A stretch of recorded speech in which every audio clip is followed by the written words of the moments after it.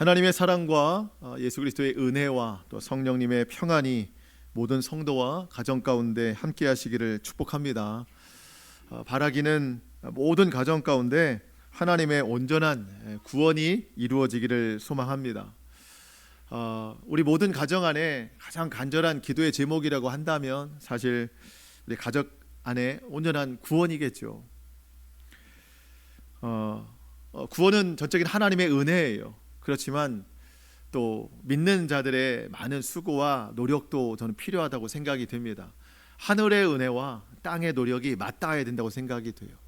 예수님을 알지 못하는 가족, 믿는다고는 하나 그런 모습이 보이지 않는 가족들에게 예수님을 믿게 하고 싶은, 또 예수님을 알고 예배드리고 싶은 그런 마음이 생겨나도록 할 수 있는 것이 결국 예수님 믿는 우리가 어떻게 행동하느냐, 얼마나 그리스도의 향기를 나타내느냐, 그거에 따라서 가족들의 마음이 움직일 수 있을 것 같습니다. 우리가 정말 겸손함으로 또 온유함으로 화평을 실행하는 그 선행으로 우리가 그런 모습들을 나타날 때 우리 가정 안에 점차 하나님의 나라가 깃들게 되리라고 믿습니다. 여러분, 가정의 천국 우리가 바라는데 가정의 천국은 대단한 것으로 시작되는 게 아닙니다. 뭐 엄청난 일이 있어야, 뭐 성공해야, 세상적인 어떤 기준에 따라서 뭔가 만족이 되어야 천국이 오는 게 아니에요. 예수님은 천국을 말씀하실 때 늘 비유로 말씀하시는 것이 겨자씨 한 알이었습니다. 겨자씨 한 알. 말씀을 볼까요? 마태복음 13장 31절. 또 비유를 들어 이르시되 천국은 마치 사람이 자기 밭에 갖다 심은 겨자씨 한 알 같으니 이는 모든 씨보다 작은 것이로되 자란 후에는 풀보다 커서 나무가 되매 공중의 새들이 와서 그 가지에 깃들이느니라. 여러분, 천국은 겨자씨 하나와 같아요. 겨자씨 하나. 그러니까 뭔가 엄청난 것으로 시작되는 게 아닙니다. 여러분, 나의 말 한마디, 나의 행동 하나, 그런 것들이 주의 사랑이 묻어날 때에 그곳 가운데 천국이 드러나게 된다는 거예요. 여러분, 그래서 우리가 가정 안에서 또 이런 명절 가운데에서 정말 말 한마디 할 때에도 온유가 묻어나야 되고, 행동 하나를 할 때에도 겸손과 화평의 그런 마음이 묻어나야 된다는 겁니다.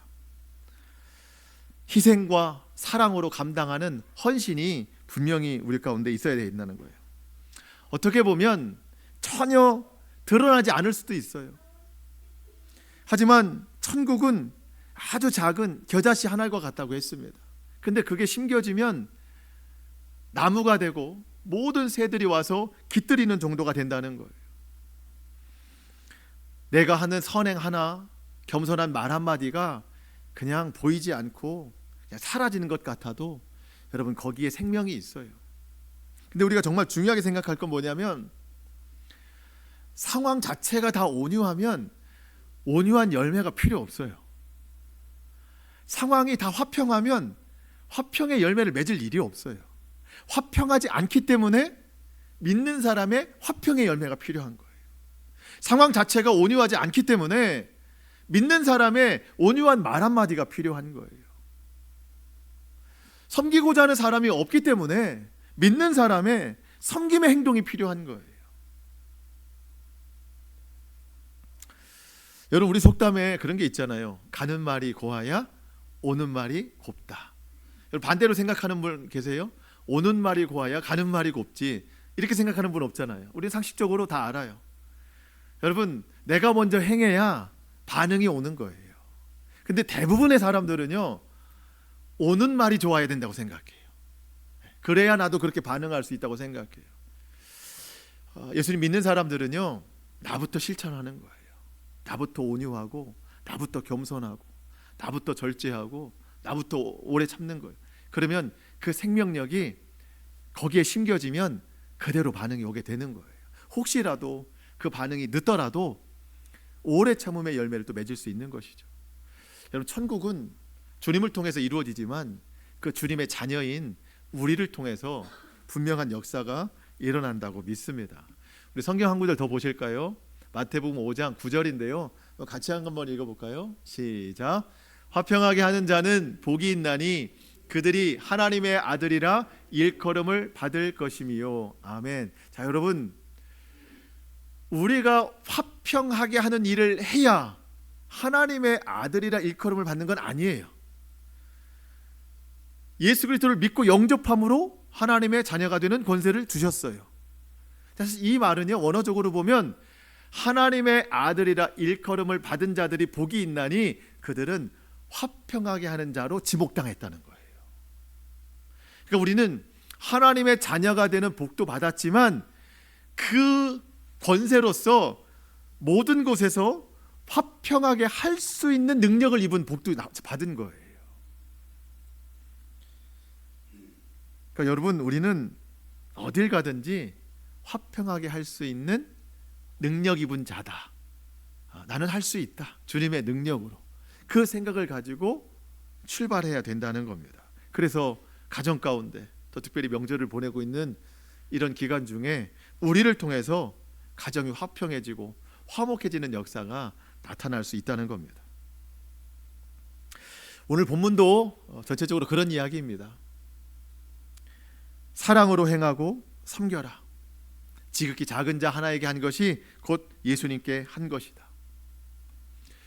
예수님 말씀하시는데요, 주님이 다시 오시는 날 아주 분명하게 구분하시는데 영생과 영벌, 영원한 생명과 영원한 형벌로 나누시는데, 물론 믿음이 중요하죠. 그런데 그 믿음을 어떻게 사용했느냐에 따라서 이 두 가지가 나누어진다는 겁니다. 지극히 작은 자 하나에게 선을 행한 사람은 오른편, 영생에 이르게 되고, 지극히 작은 자 하나에게 선을 행하지 않은 사람은요, 왼편, 영벌에 처한다는 거예요. 우리 이 말씀을 심각하게 생각하지 않아요. 구원은 당연히 믿음으로 얻는 것이고, 죄 지은 거 회개하면 용서하고 용서받고 구원에 이른다. 선을 행하는 것, 그건 잘하면 주님께 칭찬받지, 하지 않아도 칭찬 못 받을 정도지 그것 때문에 영벌에 처한다? 우리 그렇게 생각 안 해요. 근데 주님은 오늘 분명하게 말씀하십니다. 구원받은 자들이 이 사랑 실천하지 않으면 영벌에 처한다. 여러분, 칭찬 여부를 말씀하시는 게 아니라 구원의 여부를 말씀하시는 거예요. 사실 우리가 이 말씀을 이렇게 뭔가 큰 울림으로 사실은 받지 못했죠. 그동안 큰 찔림으로 받지 못했어요. 근데 이게 예수님이 하시는 말씀이거든요. 그러니까 우리는 이 말씀을 듣고 정말 순종해야 되는 겁니다. 그러기에 우리 가정은 우리가 선을 행하기에 좋은 장소고, 명절은 그런 선을 행하기에 좋은 기간이라고 생각이 돼요. 교회는 그런 사랑을 베풀기에 너무나도 좋은 공간입니다. 하나님이 우리를 구원하시려고 이러한 말씀을 허락하신다고 저는 믿습니다. 예수님은 앞서 몇 가지 비유를 통해서, 악한 종의 비유, 기억하시겠지만 종에게 가정 살림을 맡겼는데 마치 자기가 주인 노릇하면서 전혀 그 맡은 책임을 다하지 않았던 악한 종의 비유가 있었고요. 그다음에 열처녀 비유, 5은 지혜롭고 5은 미련한 5처녀가 있었고, 그다음에 지난주에 나눴던 달란트 비유. 공통적인 것은 그거였어요. 예수님이 언제 오실지 모르기 때문에 잘 준비하고 있어야 된다. 그러면 무엇이 준비냐? 오늘 본문이 사실 그 준비에 관한 내용이에요.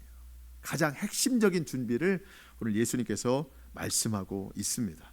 오늘 말씀 우리가 잘 또 깨닫고 기억해서 이 말씀에 순종하며 살아가는 구원의 확신이 정말 주님 나라까지 온전히 이루어지는 그런 시간이 될 수 있기를 축복합니다. 31절부터 33절 보시겠습니다. 인자가 자기 영광으로 모든 천사와 함께 올 때에 자기 영광의 보좌에 앉으리니, 예수님 다시 오시면 하나님 우편에 앉으십니다. 백보좌 심판대, 하얀 보자기로 된 심판대 앞에 딱 앉으신다는 거예요. 32절, 모든 민족을 한 사람도 빠짐없는, 믿거나 믿지 않거나 모든 민족을 그 앞에, 예수 앞에 모으고 각각 구분하기를 목자가 양과 염소를 구분하는 것 같이 하여 양은 오른편에 염소는 왼편에 두리라. 양은 흰색입니다. 염소는 보통 이제 여기서는 검은색을 뜻해요. 그러니까 구원받는 자와 구원받지 못하는 자, 영생에 들어가는 자와 영생에 들어가지 못하는 자가 아주 확연하게 구분된다는 거예요. 사실 뭐 울음소리만을 가지고는 구별하기가 좀 어려운데 딱 눈에 보이는 것은요, 흰색과 검은색이에요. 아주 확연하게 구분이 된다는 겁니다. 그 구분점을 우리 주님이 말씀하시는데, 오른편에 있는 자들에게, 영생에 들어가는 자들에게 축복의 말씀을 주십니다. 우리가 이 축복을 받아야 됩니다. 34절 같이 읽겠습니다. 시작. 그때에 임금이 그 오른편에 있는 자들에게 이르시되 내 아버지께 복 받을 자들이여 나와 창세로부터 너희를 위하여 예비된 나라를 상속받으라. 아멘. 오른편에 있는 자들에게 이 축복을 주십니다. 근데 여러분, 성경에 나와 있지 않지만 그 오른편에 있는 자들이 예수님의 이 말씀을 듣고 그렇게 물어봐요. 왜요, 주님? 아니, 제가요? 제가 영원한 생명에 들어간다고요? 왜요, 주님? 왜요, 주님? 물어봐요. 근데 더 놀라운 것은요, 이따가 왼편에 있는 자들에게 주님 말씀하시거든요. 똑같이 말해요. 왜요, 주님? 제가 왜 못 들어가요? 이런 반응이 똑같이 나오는 거예요. 오른편에 있는 자들 천국에 들어간다. 왜요, 주님? 주님이 설명해 주십니다. 그 이유를 35절로 36절에 6가지를 잘했다는 거예요. 그 6가지가 뭘까요? 35절, 내가 줄일 때에 너희가 먹을 것을 주었고, 목마를 때에 마시게 하였고, 나그네 되었을 때에 영접하였고, 헐벗었을 때에 옷 입혔고, 병들었을 때에 돌보았고, 옥에 갇혔을 때에 와서 보았느니라. 여러분, 물론 이 사실만으로는 구원받지는 않습니다. 구원은 오직 하나님의 은혜로 받는 거예요. 예수님의 십자가 공로로 우리가 받습니다. 구원에 있어서는 우리의 공로로 된 것은 아무것도 없어요. 다만 예수님의 이 말씀은 그 은혜로 구원받은 사람들이 그 은혜에 합당한 이러한 행동들을 했을 때, 이런 선행을 베풀었을 때 하나님 나라에 들어간다는 거예요. 오른편에 있는 자들. 반대로 왼편에 있는 자들에게는요, 영원한 형벌, 영원한 지옥불에 들어간다는 거예요. 이유는 2가지예요. 첫 번째 근본적인 이유는 뭐예요? 누구를 안 믿었어요? 예수님 안 믿으면 아무리 6가지가 아니고 수만 가지를 해도 천국 못 가요. 예수님을 믿어야 천국 가는 겁니다. 그 하나님의 은혜예요. 그러면서 더 충격적인 것은요, 사실은 그렇게 하지 않았다는 거예요. 이 6가지를 하지 않았다는 거예요. 41절로 43절입니다. 또 왼편에 있는 자들에게 이르시되 저주를 받은 자들아 나를 떠나 마귀와 그 사자들을 위하여 예비된 영원한 불에 들어가라. 왜요, 주님? 이렇게 말했어요. 왼편에 있는 자들이. 그랬더니 42절, 너희는 내가 줄일 때에 너희가 먹을 것을 주지 아니하였고, 목마를 때에 마시게 하지 아니하였고, 나그네 되었을 때에 영접하지 아니하였고, 헐벗었을 때에 옷 입히지 아니하였고, 병들었을 때와 옥에 갇혔을 때 돌보지 아니하였는지라 하시니. 왼편에 있는 자들이요, 난리가 났어요. 항의가 빗발칩니다. 왜요, 주님? 나는 왼편에 있을 사람들이 아닙니다. 가만히 보니까 다 예수 안 믿는 사람들이 태반인데 나는 예수를 믿는데 왜 왼편에 있나요? 왜 있을까요? 예수님의 이 말씀을 알지 못했거나 들었어도 행하지 않은 사람들이에요. 여러분, 그때가 되면은 준비할 시간이 없어요. 핑계할 것도 없습니다. 그래서 우리는 이 말씀을 알아야 되는 거예요. 이렇게 심각한 일이구나. 선을 행하면 칭찬을 듣고 하지 않으면 칭찬 못 듣는 정도가 아니구나. 심각한 일이구나. 알아야 되는 겁니다. 내용 자체가 이제 이런 건데, 저는 오늘 이제 본문을 묵상하면서 제가 오늘 그 세 가지 깨달은 내용을 좀 나누려고 해요. 세 가지 깨달은 내용. 첫 번째, 우리가 예수님을 만나서 이제 구원에 이르렀는데, 지금도 우리는 여전히 예수님 만나기 원하거든요. 내가 오늘 예수님 만나기를 원한다면 오늘 말씀처럼 지극히 작은 자 하나에게 사랑과 선을 베풀고자 하는 마음과 또 실천하는 그 순종이 있어야 된다는 겁니다. 왜냐하면 예수님 거기에 계시기 때문입니다. 내가 예수님 너무 만나고 싶다면 그 자리에 가야 된다는 거예요. 굶주린 자, 헐벗은 자, 소외된 자, 어려움 가운데 있는 자, 주님 말씀하십니다. 내가 줄일 때에 너희가 먹을 것을 주었다. 내가 아플 때 너희가 돌봤다. 내가 옥에 갇혔을 때 너희가 나를 돌봤다. 예수님 거기 계시는 거예요. 물론 직접적으로 예수님 앞에 한 것은 아니에요. 하지만 예수님이 늘 그 자리에 계셨어요. 내가 그런 선행을 베풀 때 그 자리에 계신 예수님을 만날 수 있는 거예요. 예수님은 낮고 천한 자리에 오셨어요. 소외된 자리에 오셨어요. 가끔 그 연예인들 간증을 들어보면 그런 이야기 할 때가 있어요. 자기가 예수님 만난 이야기.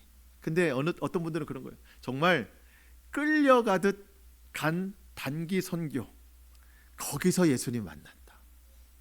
정말 어렵고 힘든, 정말 헐벗고 굶주린, TV 우리가 그런 이런 후원의 광고 그런 화면들, 그 현장에 직접 가서 사실은 가기 싫었는데 정말 끌려가듯이 갔는데 거기서 예수님 만났다. 왜 그렇죠? 예수님 거기에 계시기 때문이에요.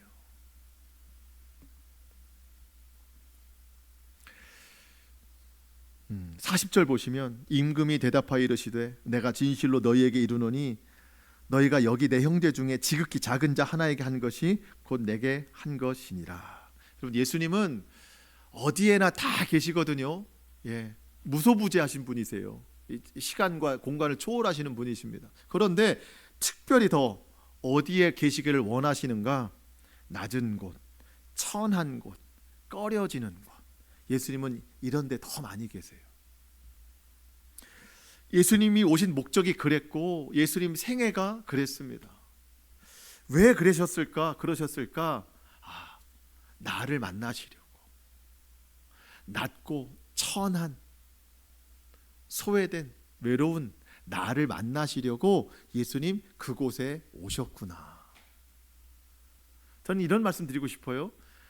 예수님이 그런 나를 찾아오셔서 내가 거기서 예수님 만났으니 내가 그런 곳에 여전히 계시는 예수님을 만나기 원한다면 내가 지극히 작은 자 하나에게 선을 행할 때 그 예수님을 다시 만날 수 있다.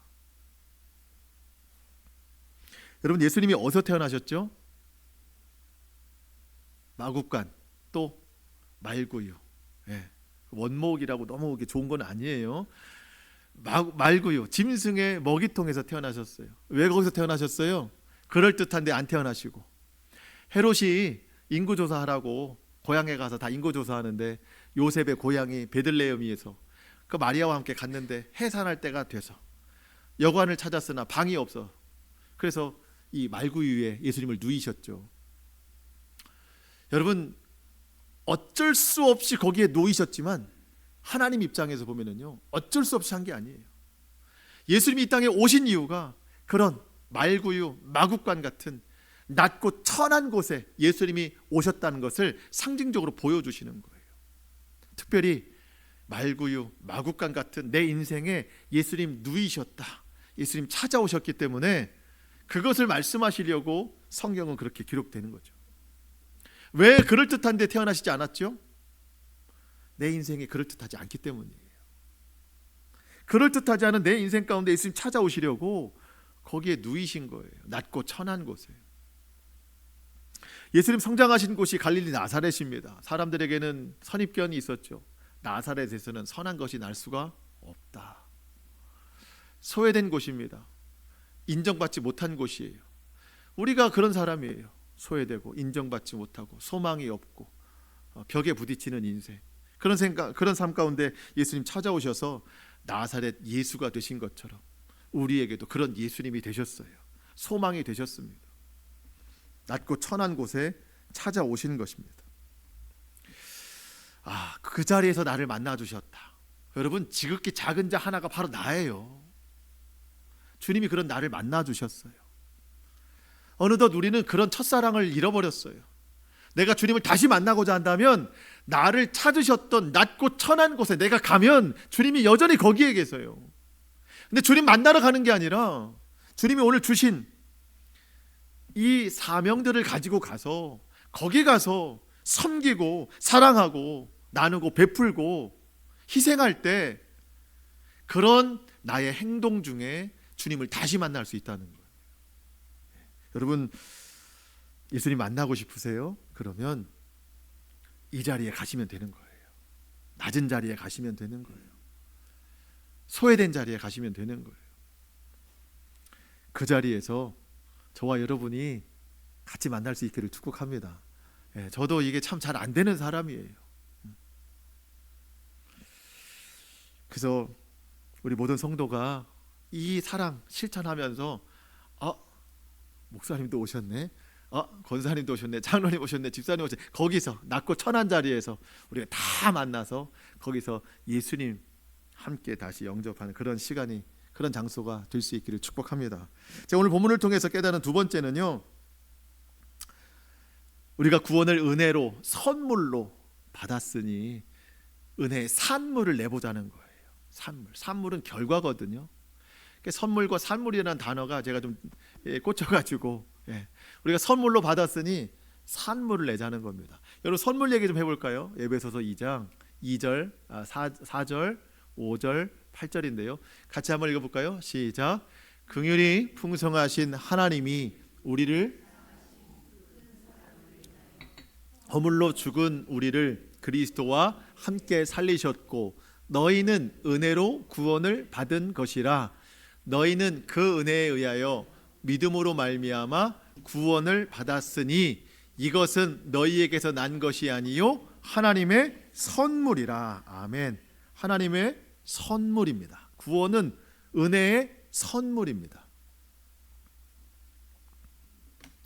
우리의 어떤 공로로 된 것이 하나도 없습니다. 근데 여러분, 늘 말씀드리지만 우리는 그 은혜로 구원의 길에 접어들어선 거예요. 좁은 길, 불편한 길에 접어들어섰어요. 여러분, 그 길을 완주를 해야 돼요. 끝까지 가야 돼요.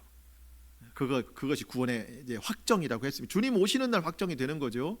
그래도 우리가 이 구원의 길에 접어들어든 것이 얼마나 감사한 일이에요. 세상의 길로 가지 않고. 근데 여러분, 이 구원의 길을 걸어가는데 양식이 필요해요. 영의 양식이. 힘써 가야 되거든요. 이 불편하고 좁은 길을. 그 양식이 지난주에 말씀드린 대로 사명이라고 그랬어요.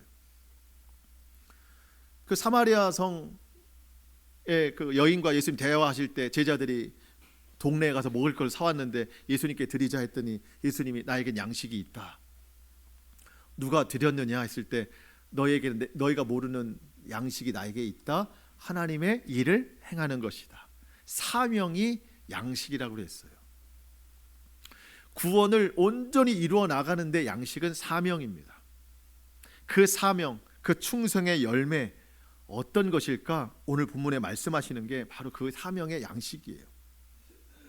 지극히 작은 자에게 선을 행하는 것.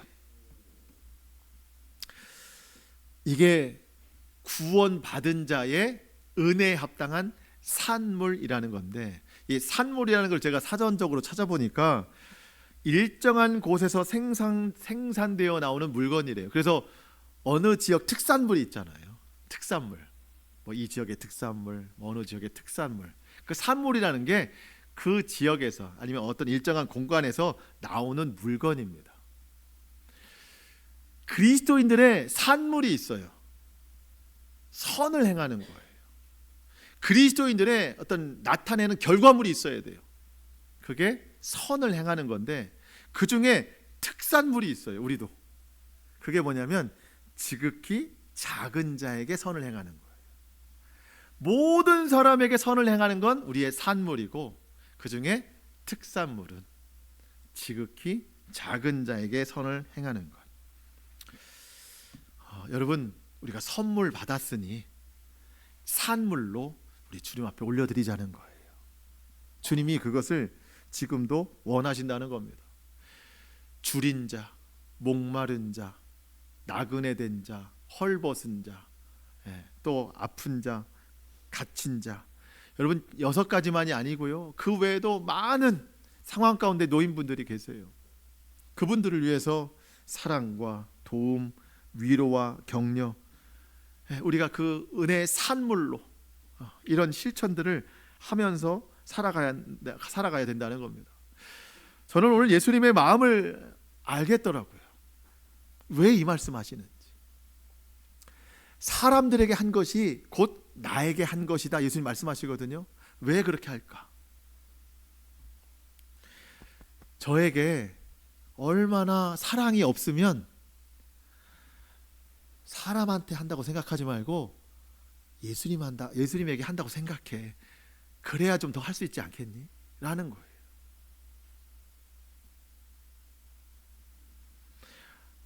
그 사람한테 뭘 퍼줘서 밑 빠진 독에 물 붓는다고 생각하지 말고 나에게 한다고 생각해. 그러면 좀 더 마음이 편치 않겠니? 그러니까 제게 얼마나 사랑이 없으면 그걸 이끌어내시려고 아마 이렇게까지 표현하실까. 물론 잘 하시는 분들은 잘 하시겠지만, 저 같은 사람에게는 그래, 예수님한테 하는 거야 라고 생각해야 마음에 동기가 생길 정도로 예수님 그 마음까지도 아마 헤아리시는 것 같아요. 그러면서 한 가지 더 중요한 이유가 있더라고요. 너에게 믿음이 있니? 예, 있습니다. 그 믿음이 살아있니? 살아있죠. 꺼내봐라. 마음에서 꺼낸 믿음은 죽은 지 오래된 믿음이에요. 나에게 하는 것처럼 해라 라고 그 말까지 하시는 예수님인데, 내가 스스로 누군가에게 사랑을 실천하는 살아있는 믿음을 여전히 갖고 있었겠느냐는 거예요. 꺼내보니까 죽은 믿음이에요. 야고보서의 말씀을 보려고 해요. 행함이 없는 믿음은 죽은 믿음이다. 야고보서 2장 14절 이하의 말씀. 내 형제들아, 만일 사람이 믿음이 있노라 하고 행함이 없으면 무슨 유익이 있으리요? 그 믿음이 능히 자기를 구원하겠느냐. 행함이 없으면 그 믿음은 죽은 거래요. 만일 형제나 자매가 헐벗고 일용할 양식이 없는데 뭐라고 해요? 말로만 평안히 가, 덥게 해, 가서 먹어. 그러면 그 몸에 쓸 것을 주지 않으면 무슨 유익이 있으리요? 이와 같이 행함이 없는 믿음은 그 자체가 죽은 것이라. 예수님이 내 믿음, 죽은 믿음 되지 않게 하시려고 지극히 작은 자에게 행한 것이 곧 나에게 행한 것이다. 나를 영원한 지옥불에 떨어뜨리지 않게 하시려고 이와 같이 은혜의 산물을 우리에게 맺게 하시는 겁니다. 우리를 피곤하게 하시려고 한 게 아니더라고요. 나를 구원하시려고, 내 믿음, 산 믿음 되게 하시려고 이렇게 적극적으로 말씀하시는 거예요. 여러분, 우리 그럴 때 있잖아요. 정말 실천이 안 될 때. 또 우리 그럴 때 많아요. 선을 행하고 싶은데 이게 정말 우리가 길거리를 지나가다가도 돕고 싶은 사람이 있는데 너무 세상이 악하니까 못 믿잖아요. 이게 정말 저 사람에게 도움이 되는 일인가? 그때 우리 결론은 뭐예요? 그래, 그냥 예수님한테 하는 걸로 하자 라고 마음 먹잖아요. 그런 주님의 뜻 같은 거예요. 여러분, 죽은 믿음은요, 기름 없는 등이에요. 밝힐 수가 없어요. 나중에 천국문 앞에서 내 믿음 꺼내보니까 이미 죽은 지 오래됐어요. 아무리 두드려도 그 믿음 가지고는 못 들어가요. 오늘 주님께서 준비하라는 거예요. 살아있는 믿음이 되도록 계속 하라는 거예요. 작은 자 하나에게 선을 베풀라는 거예요. 지극히 작은 자. 여러분, 이것은요, 내가 베푸는 사람, 그 사람의 처지일 수 있거든요. 근데 주님이 말씀하시는 건 더 그거예요. 지극히 작은 자에게 선을 행하라. 네가 할 수 있는 것도 지극히 작은 것이다라는 거예요. 우리는 왜 못해요? 이유가 많아요. 나는 없어서 못하고, 여건이 안 돼서 못하고, 저 사람 마음에 안 들어서 못하고 못 믿어서 못하고 자꾸 이유가 많아요.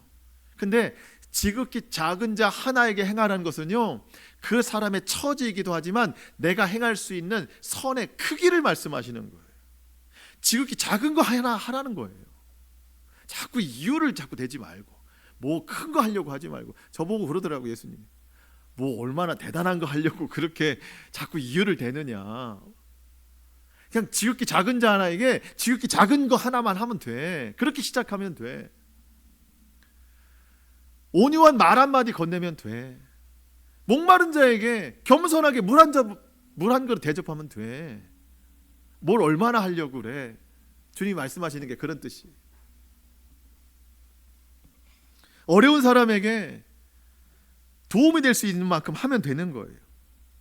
일단 시작하라는 거예요. 작은 것부터. 지극히 작은 자는 그 사람이 아니라 나의 크기예요.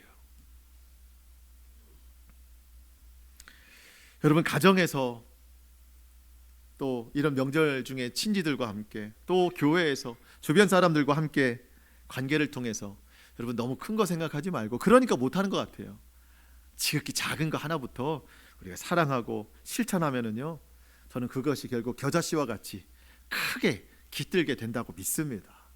실천, 시작하는 게 참 중요한 것 같습니다. 마지막으로 제가 오늘 본문을 통해서 깨닫게 된 것은요, 선을 행하되 오른손이 한 일을 왼손이 모르게 은밀하게 하라 라는 거예요. 37절로 39절 보니까 의인들이, 오른편에 있는 사람들이 예수님 앞에 물어보는 거예요. 예수님, 제가 언제 예수님 그 줄이신 것을 보고 먹을 것을 드렸고 목마르신 때 제가 언제 물을 드렸나요? 저는 기억이 안 나요. 언제 예수님 아프실 때 제가 돌봤고 언제 예수님 갇히셨을 때 제가 가서 배했나요? 기억을 안 해요. 여러분, 예수님한테 하지 않았다는 게 아니라 이 사람들은요, 선을 행해놓고도 생색내지 않았다는 거예요. 사람들에게 인정받으려고 하지 않았다는 거예요. 그냥 해놓고 잊었다는 거죠. 그냥 당연하게 생각했다는 거예요. 주님이 그걸 더 기뻐하시는 거예요. 오히려 사람들은 잊어버렸는데 주님이 기억하셔서 아니다, 다 나에게 한 것이다. 여러분, 안 그런 사람도 있습니다. 여러분, 마태복음 6장 2절 보시면, 그러므로 구제할 때, 지금처럼 선을 행할 때에 외식하는 자가 사람에게서 영광을 받으려고 회당과 거리에서 하는 것 같이 너희 앞에 나팔을 불지 말라. 진실로 너희에게 이르노니 그들은 자기 상을 이미 받았느니라. 여러분, 외식하는 자들은요, 사람들에게, 굶주린 자들에게 음식을 대접하고 목마른 자들에게 물을 대접하고 헐벗은 자들에게 옷을 나눠주는데 일단 나팔부터 불어요. 그 뜻은 여기에서 이제 이런 일을 시작합니다라고는 시작의 나팔을 부는 거지만, 다른 의미는 뭐예요? 여기에서 나의 착한 일이 시작됩니다라고 광고하는 거예요. 사람들이 몰려오죠. 사람들이 고마워해요. 외식하는 자가 받을 상은 땅에서 끝난 거예요. 하늘에서는 받을 게 없어요. 여러분, 우리가 선을 행해놓고도 두려운 게 뭔가? 하늘에서 받을 상급이 없어질까 두려워해야 돼요. 내가 이 땅에서 다 받으면은요, 하늘에서 받을 게 하나도 없어요. 그래서 오히려 오른손이 한 일을 왼손이 모르게 해야 돼요. 은밀하게 하라는 거예요. 하나님께서 은밀한 중에 모든 것을 보고 기억하신다는 거예요. 우리가 들을 말은 이 땅의 칭찬이 아니라 하늘에서 잘하였다, 착하고 충성된 종아, 내가 나의 즐거움에 참여할 것이다. 이 한마디면 충분하다는 거예요. 여러분, 우리 하나님이 기억할 거예요. 여러분, 은밀한 중에 조용히 묵묵히 고난 중에 신앙생활하고 계시는 거, 은밀한 중에 묵묵히 주님 주신 사명 감당하고 계시는 거, 은밀한 중에 다른 사람 시선 생각하지 않고 어렵고 소외된 자들, 힘든 자들, 남들이 꺼려하는 사람들에게까지 여러분들이 손을 뻗치고 그들에게 선을 행하는 거 하나님이 다 기억하실 거예요. 천국에서 여러분을 기뻐 맞아주시면서 영광의 잔치로 초대하시리라고 믿습니다. 결론입니다. 나는 오른편에 있나 왼편에 있나? 우리는 어디에 있죠? 모든 그리스도인들이 다 중간에 있다고 생각해요. 양심상 완전히 오른쪽엔 못 있는 것 같고 또 왼쪽에 있으면 안 될 것 같고 지옥 가니까 나는 중간에 있습니다. 여러분, 신앙은 중간이 있다 없다? 없다. 둘 중에 하나입니다. 46절. 그들은 영벌에, 영원한 형벌에, 의인들은 영생에 들어가니라. 여러분, 빨리 내 자리가 어딘지 확인하시고 오른쪽으로 가야죠. 그냥 걸음이 아니라 이런 작은 자 하나의 선을 행하는 것이 우리의 걸음이에요. 여러분, 말씀을 마치는데요, 가정에서 또 이런 명절 기간에 우리가 오른쪽으로 분명히 갈 수 있는 기회들을 하나님이 주시는 거예요. 지극히 작은 자에게 선을 행하는 것. 여러분, 여건이 다 갖춰져서 할 수 있는 게 아닙니다. 꼭 다 마음에 들어서 할 수 있는 게 아니에요. 우리 주님 말씀하시잖아요. 나에게 잘하는 사람에게 똑같이 하는 건 그건 누구나 할 수 있는 일이다. 예수 믿는 사람들은 더 할 수 있는 사람이어야 된다. 아까 제가 장난스럽게 말씀드렸지만 입장, 내 입장을 너무 고수하면은요 이거 못해요. 주님의 입장에서, 주님의 생각으로, 천국의 입장에서 여길 바라봐야 돼요. 그래, 이런 일들을 저는 할 수 있다고 믿습니다. 저와 여러분이 더욱 오른쪽으로 아주 극한으로 치우칠 수 있는, 그렇게 주님 말씀 기억하고 순종하며 나아가는 우리 모두가 되기를 주님의 이름으로 축복합니다. 아멘. 우리 기도하시겠습니다.